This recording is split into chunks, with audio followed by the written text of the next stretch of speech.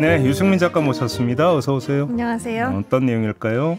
네, 대소변을 볼 때마다 문자를 주세요. 그날그날 활동 내용을 A4 한 장으로 정리해 주세요. 또 치실로 치아를 관리해 주세요. 기저귀를 갈아주세요.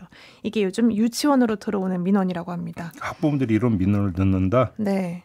그러니까 2023년 전교조가 실시한 설문조사에 따르면 보호자, 학부모들의 과도한 민원으로 어려움을 겪고 있는 교사가 초중고보다 유치원에서 압도적으로 높았는데요. 88.5%였습니다.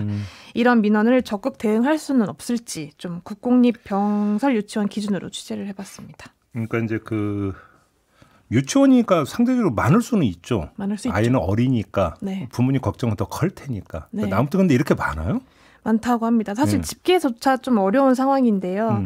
말씀하신 것처럼 전달력에 한계가 있다 보니까 학부모가 직접 확인을 하려고 하는 경우들은 많은데 그렇게 소통 자체를 많이 하다 보니까 대화가 이제 자연스럽게 민원으로 흘러가는 경우가 있다는 겁니다. 예, 그럴 수 있죠. 예. 가령 카카오톡 프로필 사진에 이제 휴가지에서 찍은 짧은 반팔, 그러니까 그 티셔츠와 이제 바지를 찍은 사진을 올렸을 때 교사로서 복장이 조금 부적절한 거 아닐까요?라는 식으로 민원을 넣는다던가. 이게 무슨 상관이 있어요? 그렇죠. 네.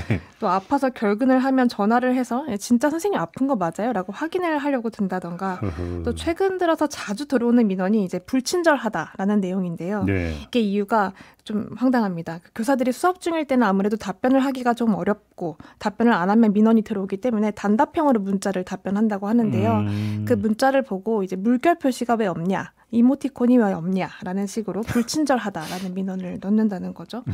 네, 그럼에도 불구하고 가장 견디기 고달픈 민원은 우리 아이한테 관심이 없다로 귀결되는 그런 민원들이라고 합니다. 이 얘기는 거꾸로 하면 우리 아이한테 관심 좀 보여달라는 얘기가 되는 거잖아요. 네, 그러니까 어떤 행동을 해도 그거는 우리 아이한테 관심이 없다라는 이유로 귀결된다는 건데 가령 아이 양말에 반찬 국물이 묻어서 돌아오면 관심을 두지 않았기 때문에 반찬 국물이 튄 거다라는 식으로 얘기를 한다거나 교사가 이제 리본이나 프릴 달린 옷을 입으면 본인을 꾸미는데 관심이 많으니까 우리 아이한테는 관심이 없을 거다라고 비난을 한다거나 또 단체 사진에 아이가 웃지 않는 얼굴로 찍혔는데 이제 그걸 보고 우리 아이가 표정이 왜 이럴까요? 라고 물었는데 교사가 좀 기억이 나지 않아서 얼버무리면 역시 관심이 없어서 그렇다라는 식으로 귀결이 된다는 거죠.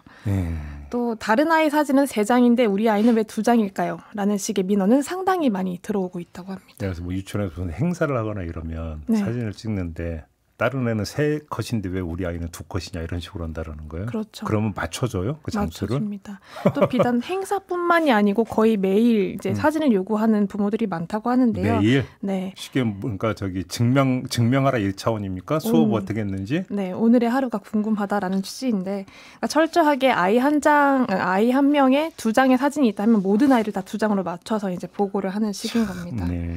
또 가령 행동을 지도할 때 이제 우리가 단호하게 좀 얘기를 한다고 이름도 유승민 이런 식으로 부른다고 하면 정서학대다 이런 식으로 이제 얘기를 하는 경우도 있다고 하고요. 네. 그렇기 때문에 상당히 교사들이 이제 위축될 수밖에 없는 그런 분위기 속에서 일을 하고 있는 건데 얼마 전에는 그 아이가 옷에 소변을 봐서 갈아입힌다고 화장실 한 칸에 이제 교사와 아이가 단둘이 들어간 상황이었는데 그걸 두고 아동을 감금시켰다라는 말까지 나왔다고 합니다. 헐.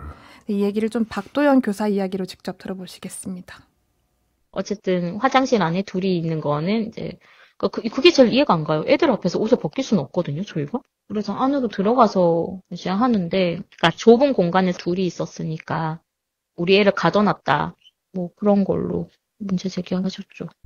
이거 실화예요? 네. 이거 너무 심한데 이거는. 이런 일들이 사실 비일비재하다고 하는데요. 네. 이런 요구가 도대체 왜 나오는 것일까? 그러니까 교사들은 어떻게 체감을 하고 있을지 직접 들어봤습니다. 이수진 전교조 인천지부 사무처장 이야기로 들어보시겠습니다.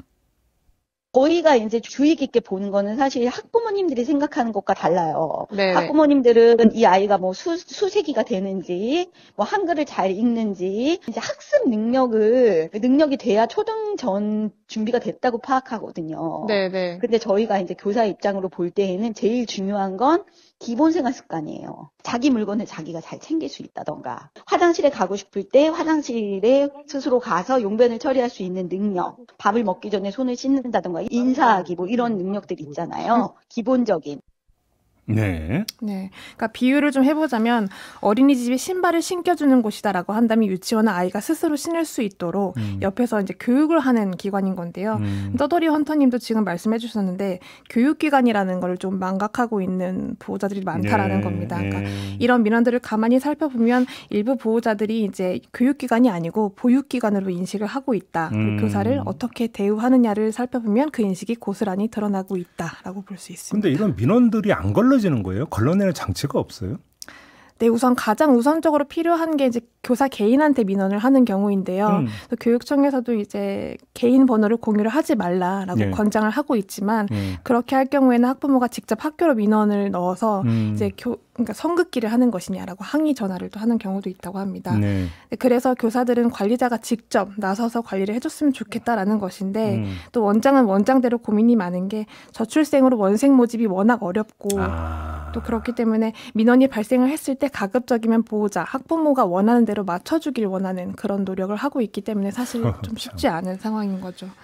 그러니까 물론 필요에 따라서 민원을 넣을 수는 있겠지만 그 방식이 이제 교사한테 꼭두 새벽부터 전화를 걸어서 이제 항의성 민원을 넣는다던가 또 불필요한 오해로 누명을 뒤집어 씌운다던가 감정 섞인 폭언으로 전달되는 방식은 적어도 지금 당장 중단이 되어야 마땅하겠고요.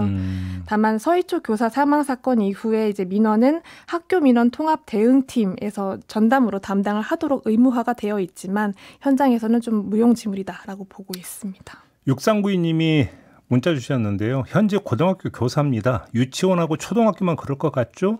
중고등학교도 그렇습니다라고 지금 문자를 보내주셨는데요. 이 모든 게 과잉보호심리. 여기서 좀 비롯되는 부분이 좀 있는 것 같아요. 그렇죠? 네. 알겠습니다. 유승민 작가였습니다. 수고하셨어요. 고맙습니다.